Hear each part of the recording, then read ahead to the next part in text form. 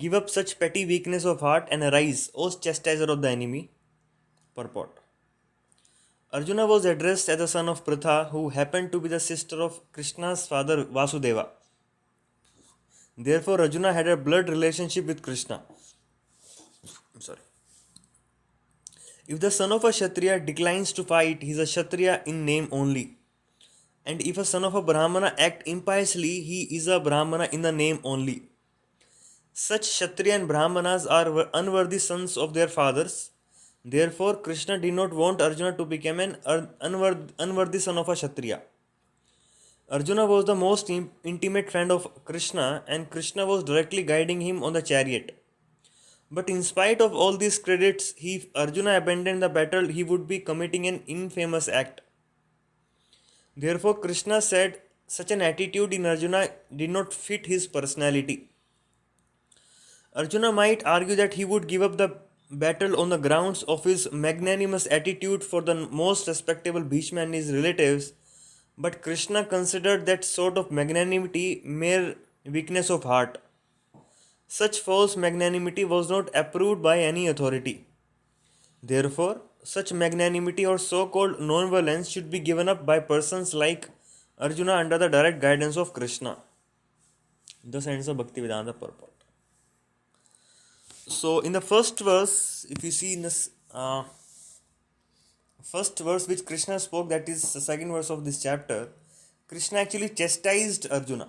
Krishna used a very strong words that you are behaving like an Aryan, you are not behaving like Aryan, and you are Kashalam, the the dirtiness of the heart has overcome you, and all this kind of thing. And ultimately, Krishna told that you are committing a very infamous act which will lead to degradation. That Krishna told in first verse. So but in this verse he is telling that do not yield to this degrading importance.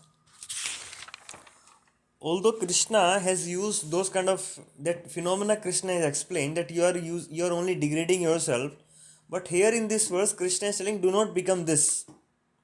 Do not subscribe to this idea of not fighting, of not doing your Kshatriya duties properly.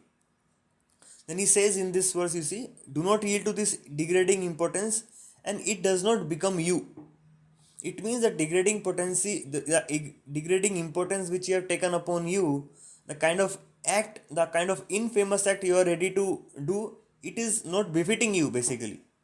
My dear Arjuna, you are a great Kshatriya, you are a great warrior, and you have won many battles in the past, and you are known to be wonderful fighter. So it is not you, it is not becoming you, but just because of merely weakness of heart, you are behaving like this, my dear Arjuna. You know all the principles, you are Aryan. Now in this verse, he is kind of motivating Arjuna. In the last verse, he has chastised Arjuna, he has rebuked Arjuna for behaving in this particular way.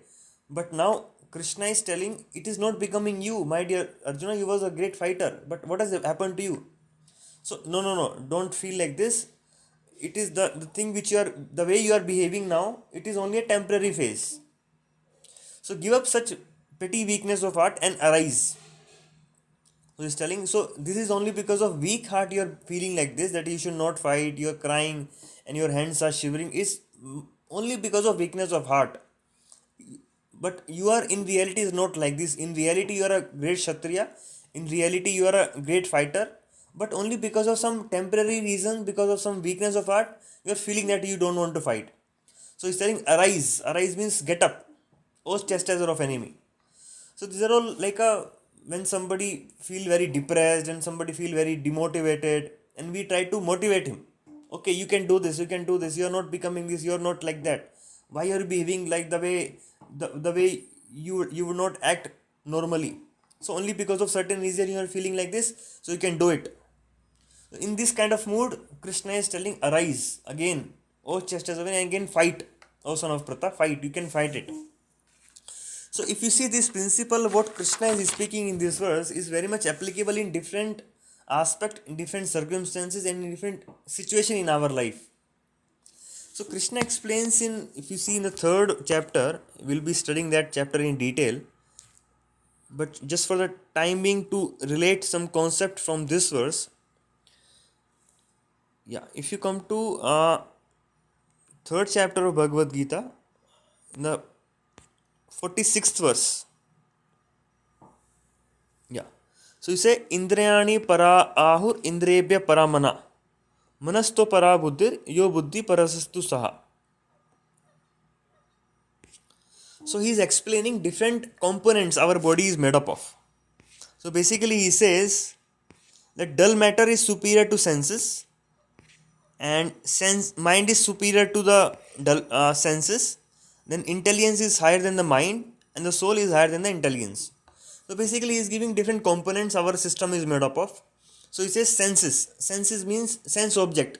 Sense object means the which we use with our senses, like car, motorbike, laptop, and any other thing which is around you. They are known as sense objects.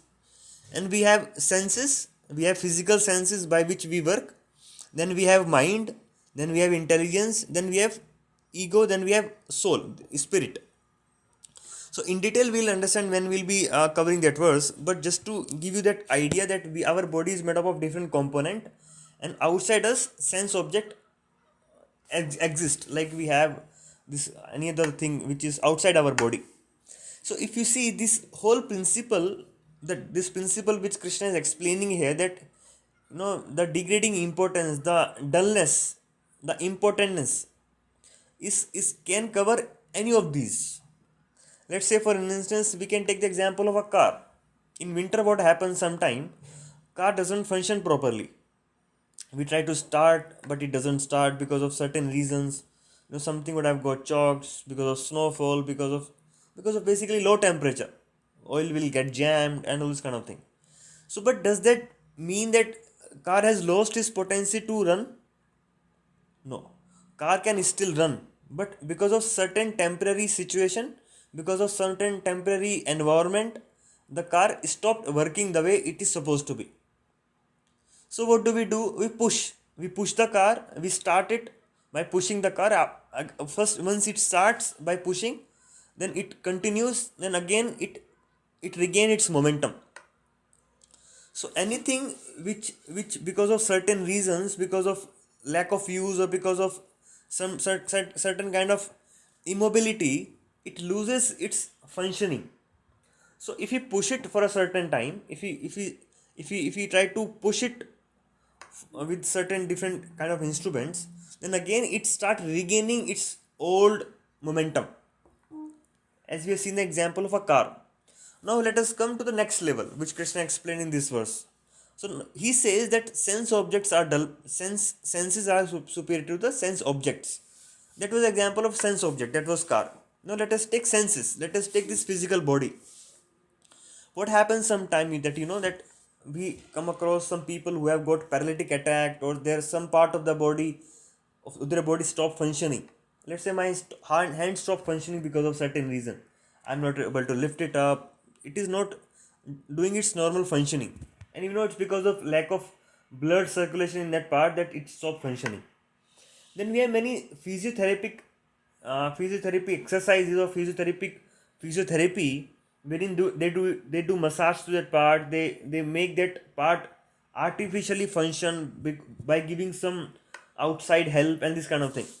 And we see after some time that part start functioning slowly. That blood circulation start happening to that part, and again it's revive its functioning. Again it's working as a normal part of my body. So again in that case you see, because of lack of use, or because of some kind of accident, that hand part stop functioning.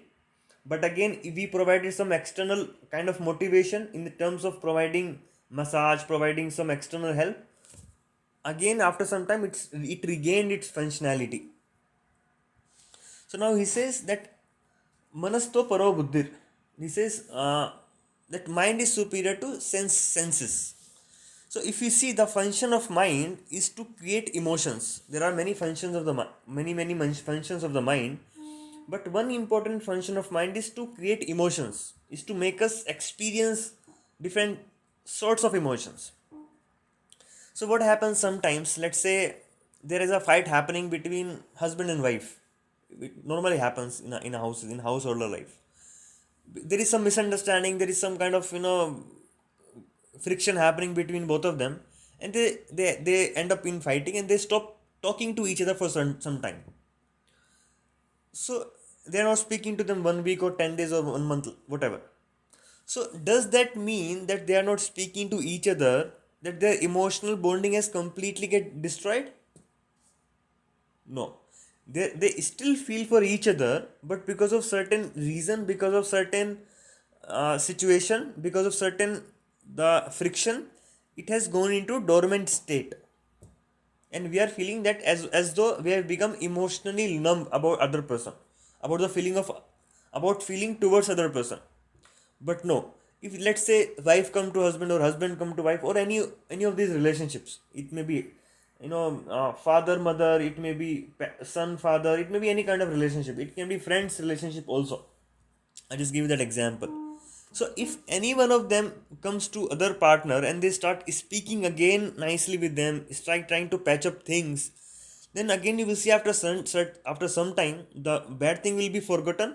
Again they will start exchanging again those emotional exchanging among themselves. Again they will be in good bondings and that relationship will continue. So again we see same fundamental is applied here, that because of certain reason it has gone to its dormant, it has become numb. But when we provide some external help to it or provide some external nurturing to it, again it revives, again it continues. You can see intellectually also we feel like that. Now Krishna says that manasto paro buddhir, that superior to the mind is intelligence. We are not discussing in terms of superiority, but we are just discussing in terms of different components we are made up of. So sometime what happens, let's say you had gone a very big paid leave, maybe 2 months paid leave from your company, you have taken a leave which was paid, and you was going to the cruises, or you are going to the India, or you are enjoying that part of your life, that phase of your life. Let's say after 2 months again you have to go back to office. Or for an instance, after summer holidays, children has to go again back to the schools. So intellectually it gives us a lot of pain, isn't it? That we are not able to cope up with the stress, we are not able to understand what's going on in the company and how I was studying. So it gives a kind of immobility in us. We are not able to go with the same flow as we were doing before holidays. We were doing before before we start enjoying other part of our life. So, but you will see after some time, as you start again gearing up, again you start coming to mobility of intellect now.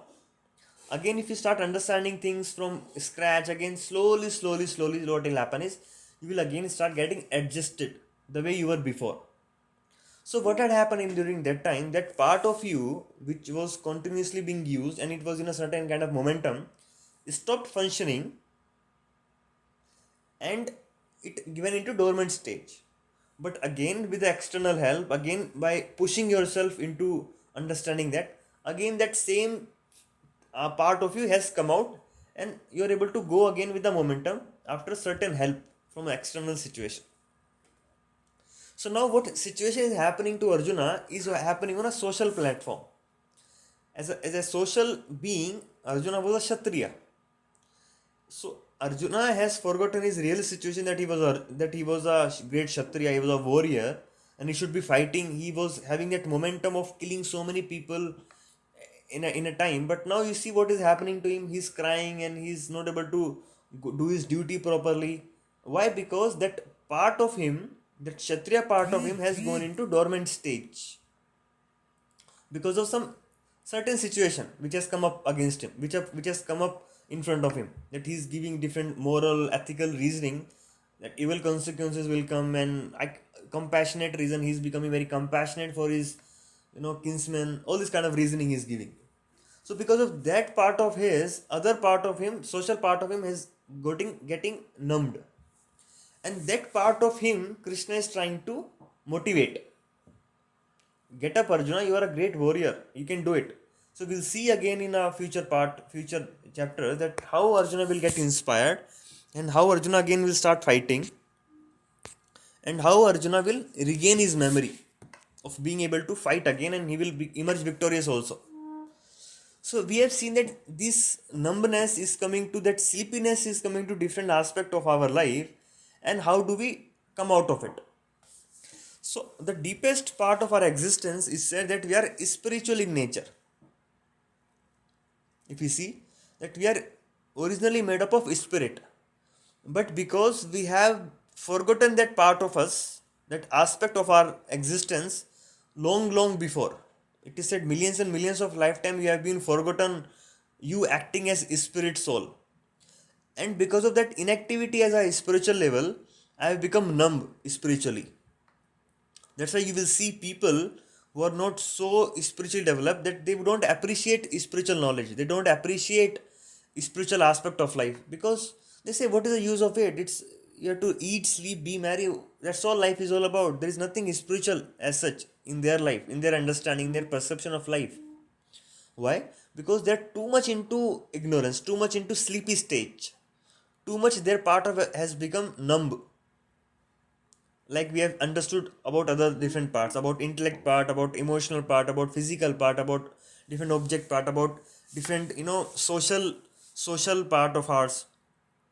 Similarly, because of inactivity at a spiritual platform, we are becoming completely numbed. And it is said anadi karma phale, from time immemorial we have not been active spiritually. So now, to be able to appreciate spiritual aspect of mind, to be able to again awaken that spiritual aspect of mind, similar thing has to be done as we do with other components of our life. And to give motivation to it now. How do we do motivation to it? So we take some external help, we take different processes, like we do different kind of sadhanas, different kind of mantra chanting, different kind of rituals, or different kind of spiritual reading, transcendental understanding of about life. Once we do that, what happens is slowly spirit soul start awakening. Slowly spiritual aspect of mine will start getting awakened and I'll start becoming again active to it. And once that happens, it will be as natural for you as after patching up everything, the relationship becomes for us as normal as fighting for Arjuna previous to this battlefield of Kshatriya, and after Krishna is speaking Bhagavad Gita, it will be as normal for us as once we awaken to our spiritual life. You will see, as for a mother, taking care of her child is very normal, very natural comes to mother. Taking care of the children, taking care of the daughter, taking care of the family. It will be as natural to us to think about spiritual life, to think about spiritual aspect, to act in a spiritual matters. So just because we are numb in that scale does not mean that we have lose that existence of ours. No, it is still there, very dormant in our stage, very dormant in our heart. Once we start taking help of some processes, authorized processes, what will happen is slowly I'll start again flourishing in that aspect of mind. Again I'll be start coming to normalcy of my spiritual existence. So it is also said in one of the Vaishnava bhajans that Jeev jago Gora Chandra bole Kota Nidra Jayo Maya Pishachira bole. So Chaitanya Mahaprabhu is telling that Jeev jago, oh my soul, wake up, again wake up. You have been sleeping from so long now, you have been sleeping from so time immemorial. Again wake up, it is a time to wake up by taking this process of chanting, by taking the process of Krishna consciousness. Do you see? So how we have been sleeping from so long. And the most important aspect to any of those sleeping is, if you see, intellectually. If somebody comes and motivate you through sound vibration at an emotional level, if somebody comes and speak to you, that partner of yours whom we have been having some friction, if that partner comes to you speak nicely, again that patch up happens. Again socially, how Krishna is trying to motivate Arjuna through speaking some harsh word or through speaking some good words, both of them. So sound is very important, by which we can motivate other person very easily to be able to wake up on that state.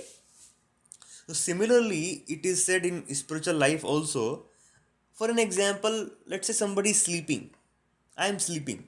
So what is the best way to wake me up? So best way to wake me up is to make some sound. So if you try to bring some picture in front of his eyes, it will not work. If you try to smell him something fragrant, it will not work. If you try to give him some palatable dishes and put into his mouth, he will not wake up. But the moment you make some kind of sound, the moment you make some kind of noise, immediately that person will wake up. So to wake up an sleeping person, the best way is to make some sound and wake him up. Similarly, it is said, once we are spiritually sleeping now, so the best way to again revive our spiritual consciousness, again to spiritually become awakened, it is said by chanting spiritual sound vibration is the best and most efficient way to be able to get up spiritually.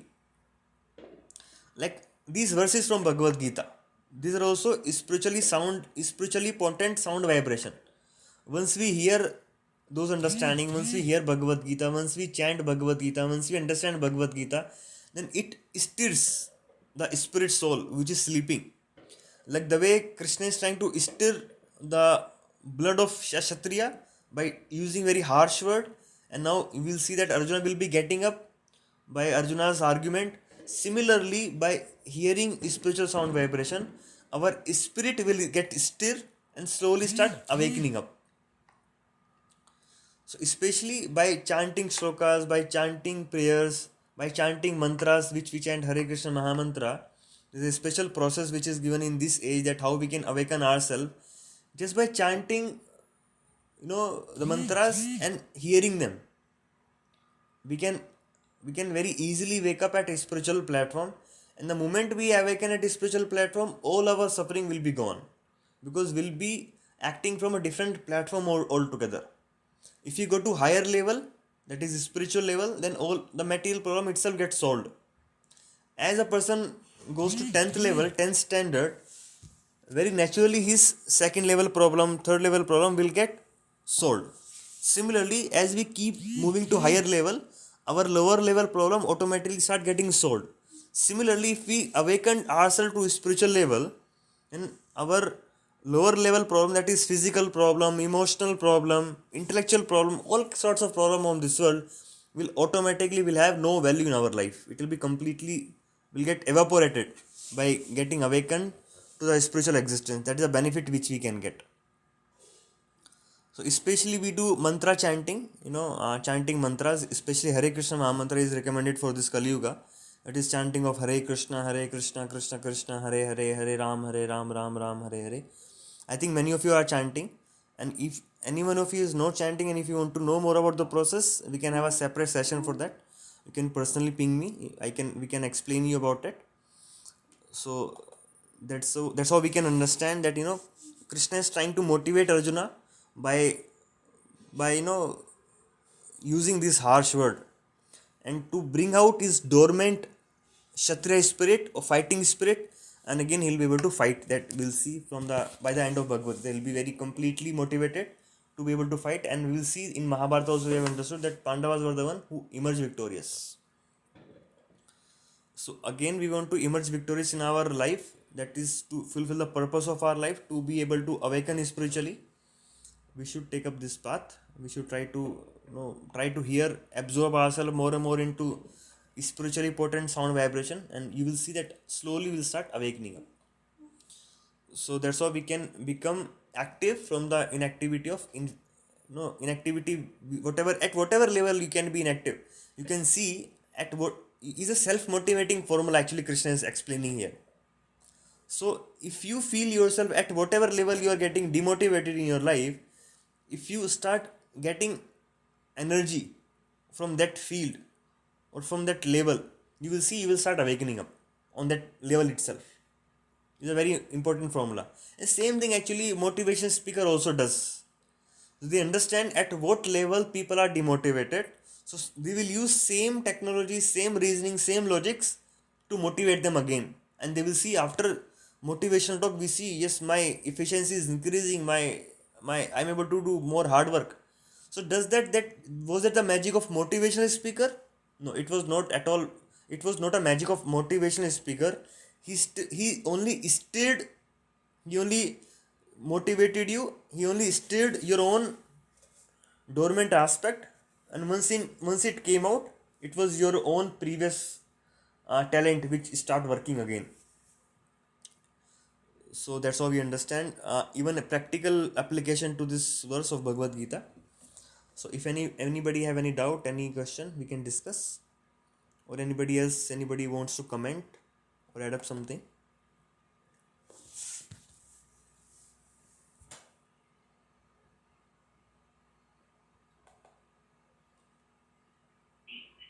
I have a question. Can you hear me? Yeah, yes, I can hear you, Amitaji. So you said that only with sound, or is there any other way? You said sound is the most efficient, I think. Yeah. So basically, yeah, there are different methods which are prescribed in the Vedas to be able to awaken spiritually. Like I was mentioning last Friday, that there are different yugas. If you see, there are 4 yugas, and we are living in Kali Yuga. So there are 4 kind of yugas. We have Satya Yuga, we have Treta Yuga, we have Dwapar Yuga, and then we have Kali Yuga. So in Satya Yuga, the process of awakening was completely different. In the Satya Yuga, the process of awakening was to go to Himalayas, was to perform meditation on Vishnu for thousands and thousands of years. Like Valmiki was a such person who performed tapasya for 60,000 years, it seems. Then he became spiritually awakened. Then he could do he wrote Mahabharata, he wrote the Ramayana, all those things we understand. So, but in this age, we cannot practice that part of Ashtanga Yoga basically. They used to perform Ashtanga Yoga. You would have heard that Raj Yoga in the form of Raj Yoga or Ashtanga Yoga or Dhyan Yoga, all those kind of yogas we name. They're all they are similar name to same thing. They used to go meditate on Vishnu, control their breathe, do some kind of breathing exercises, do this, do that. That was all pranayama, asanas. That was a part of that yuga, Satya Yuga. But now, if you see in Kali Yuga, that process cannot be followed. Why? 2 reasons. First of all, we do not have that much of time. We cannot. Our life is hardly. We are going to live for 100 years, and that time people used to live for 1 lakh years. And second thing, our mind is so disturbed that we will not be able to focus on anything. The moment we try to focus on anything, our mind will go here and there, or will start sleeping. Any of these 2 things will happen. So, what was the process in Treta Yuga after Satya Yuga? The process in Treta Yuga was to do big fire sacrifices. So people, lot of brahmanas used to assemble, it was a big Havan Kunda used to be there. There used to be pure ingredient, pure material, everything, and they had a power to sacrifice a poor old animal, and they can bring human form out of that old animal. That kind of potent the brahmanas chanting used to be that point of time. But if you see in Kali Yuga, we don't have pure ingredient to perform big yagnas. We don't have pure brahmanas, qualified brahmanas, and we don't have that much of patience and that much of we cannot do that. If you see, when we go to many different places, different people's houses, they say, Pandit ji, first फटाफट कर दीजिए आप 5-10 minute में कर दीजिए जो भी आपको पूजा करनी है, because they don't have that much of ability to sit for a longer period of time. We see the people in Kali Yuga has degraded too much. Then the process in Dwapar Yuga to make big temples. Earlier, whatever temples you see around in India, big temples, they're all Dwapar Yuga times, like Jagannath Puri. It is even more older. So what used to happen? A temple used to be constructed, and the entire city used to be around that temple, and everybody used to do some sort of service or other to the temple, and by that they were getting spiritually awakened. And in Kali you can see how much practical it is. It is not at all practical. So then whatever, the gurus are teaching, let's say Sadguru is teaching Shambhavi, or there is other gurus that are teaching pranayama. So you're saying that it's less efficient than, let's say, listening to kirtan, which is sound-based, for example. Yeah. So basically, I mean to say that there are real genuine processes which are exist in the Vedas also, but these processes are meant for a certain time, for a certain kind of people. Let's say, for instance, you talked about Sadguru. He talked about Kshatriya, and that's completely based upon breathing exercises, what I understand. But that process to make result, to be able to bring result in your life, will take longer period of time, and you have to have that kind of pre-qualification to be able to continue from that path. Maybe some previous qualification, or we do not know. So, but in Kali Yuga, the most efficient way to absorb our soul into the supreme consciousness. So what happens in when we chant, when we do bhajan, very special thing happens. So what happens is when we produce sound vibration, it is as good as supreme consciousness and coming and meeting with you in a sound form. So when a very spiritually potent sound vibration comes in touch with him, our consciousness touch with can comes in touch with supreme consciousness in a sound form, then it awakens by the process of association. Let's say for an instance, I have a any metal thing. If I put that metal thing for a long time in heat, in fire, what happens, that metal thing start occupying the quality of a fire by the association for longer period of time, and it also start acting as a fire after some time. So similarly, when we directly put our subtle body, when we directly put our consciousness into the fire of that supreme consciousness, which is coming in the form of kirtan, in the form of bhajans, in the form of authorized sound vibration, then you will see the process of awakening is very efficient. You can easily get absorbed into it. First thing, you can easily do it. Second thing, the efficiently, the how fast you will be able to awaken, it will be very faster. Yeah, I think I agree with you. Thank you, Guruji. So more detail we can keep providing as keeps thing unraveling, because we have vast knowledge. We hardly covered some 50 to 60 shlokas in Bhagavad Gita itself. We have Chaitanya Charitamrita, we have Srimad Bhagavatam. There is whole lot of understanding is given why it is like this. So I am telling by reading all of them, because I could not explain everything to you, and it will take longer period of time for you to start absorbing small concepts together and start contextualizing in a particular holistic way.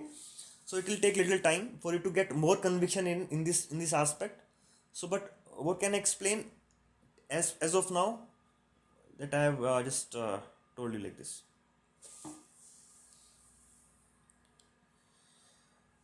So thank you very much all the devotees for your time. So we'll meet tomorrow again same time. Hare Krishna. Thanks for watching. Don't forget to subscribe, like, comment.